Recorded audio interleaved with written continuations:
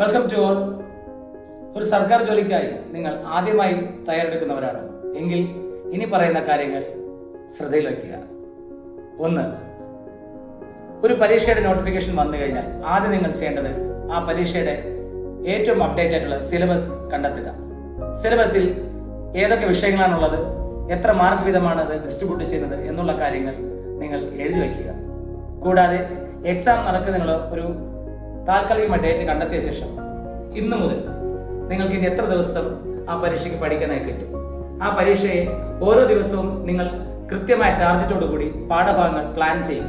സ്കൂളിൽ നമ്മൾ ഒരു ടൈം ടേബിൾ ക്രിയേറ്റ് ചെയ്യുന്ന പോലെ ടൈം ടേബിൾ അത് വളരെ പ്രധാനമായ ഒരു കാര്യമാണ്. ടൈം ടേബിൾ തന്നെയാണ് നിങ്ങൾ ചെയ്യേണ്ടത്. പക്ഷെ ടൈം ടേബിൾ ചെയ്യുന്ന കാര്യങ്ങൾ നിങ്ങൾ എല്ലാ ദിവസവും എന്തൊക്കെ തിരക്കുണ്ടെങ്കിലും അതിനായി സമയം സ്പെൻഡ് ചെയ്യണം. കാരണം ഒരു സർക്കാർ ജോലി എന്നത് നിങ്ങളുടെ ഏറ്റവും വലിയ ഡ്രീം ആയിരിക്കണം. APJ അബ്ദുൽ കലാം പറഞ്ഞ പോലെ നിങ്ങൾ സ്വപ്നം കാണുക, സ്വപ്നത്തിനായി പ്രയത്നിക്കും. നിങ്ങൾ ഇന്ന് ചെയ്യുന്ന പ്രസന്റ് നാളെ നൽകുന്നത് ഒരു ബെസ്റ്റ് ഫ്യൂച്ചറിനെ തന്നെയായിരിക്കും. പഠിക്കാനായി നിങ്ങൾ തിരഞ്ഞെടുത്തത് ഒരു വിദ്യാഭ്യാസ സ്ഥാപനമാണെങ്കിൽ അവിടെ നിങ്ങളടങ്ങുന്ന ഓരോ ഉദ്യോഗാർത്ഥിയിൽ നിന്നും പേഴ്സണലായി ക്യാഷ് സ്വീകരിക്കുന്നുണ്ടെങ്കിൽ തീർച്ചയായും അവർക്ക് തിരിച്ചും നിങ്ങൾ ഓരോ സ്റ്റുഡൻറ്റിൻ്റെയും വിജയം എന്നത് വ്യക്തിഗതമായ ശ്രദ്ധയോടുകൂടി നിങ്ങൾ പഠിപ്പിക്കേണ്ട ബാധ്യതയുണ്ട്. അത് നിങ്ങൾ തീർച്ചയായും അവകാശം എന്ന പോലെ അവിടെ പാലിച്ചെടുക്കണം. ഇനി പറയാൻ പോകുന്ന മറ്റ് 2 പ്രധാനപ്പെട്ട കാര്യങ്ങളാണ്. നിങ്ങളുടെ മാനസികാന്തരീക്ഷം ശരിയല്ല എങ്കിൽ നിങ്ങൾ ഒരുപാട് ഡിപ്രഷൻ, ജീവിതം പലർക്കും പല രീതിയിലാണ് ബുദ്ധിമുട്ടുകൾ സമ്മാനിക്കുന്നത്. പക്ഷേ അതിനെ അതിജീവിക്കാൻ കഴിയുമ്പോഴാണ് മനുഷ്യൻ മറ്റ് ജീവനും വ്യത്യസ്തനാകുന്നത്. അതുകൊണ്ട് തന്നെ നിങ്ങൾ ഡിപ്രഷൻ അനുഭവിക്കുന്നെങ്കിൽ തീർച്ചയായും ഞാൻ ഈ പറയുന്നു, നിങ്ങൾ ദിവസവും 1 മണിക്കൂർ നിങ്ങൾ മെഡിറ്റേഷൻ ചെയ്യണം. നിങ്ങൾക്ക് ഇഷ്ടപ്പെട്ട അന്തരീക്ഷത്തിൽ സൈലന്റ് ആയിട്ടിരുന്ന് വരുന്ന മാനസംഘർഷങ്ങളെ പിടിച്ചു നിർത്തി മനസ്സിനെ പവർഫുൾ ആക്കി എടുക്കേണ്ടതാണ്.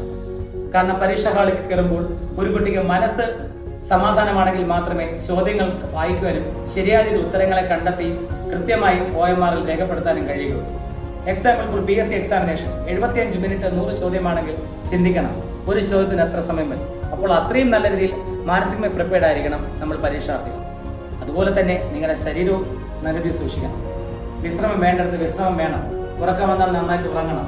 ഭക്ഷണം കഴിക്കുമ്പോൾ ഭക്ഷണം മാത്രം കഴിക്കും. പക്ഷെ പഠിക്കുമ്പോൾ നിങ്ങൾ പൂർണ്ണ താല്പര്യത്തോടുകൂടി നിങ്ങളുടെ ശരീരവും മനസ്സും ഉണർന്ന് പ്രവർത്തിക്കാൻ അനുവദിക്കുക.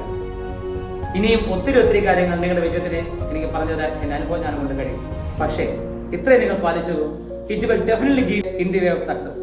See you.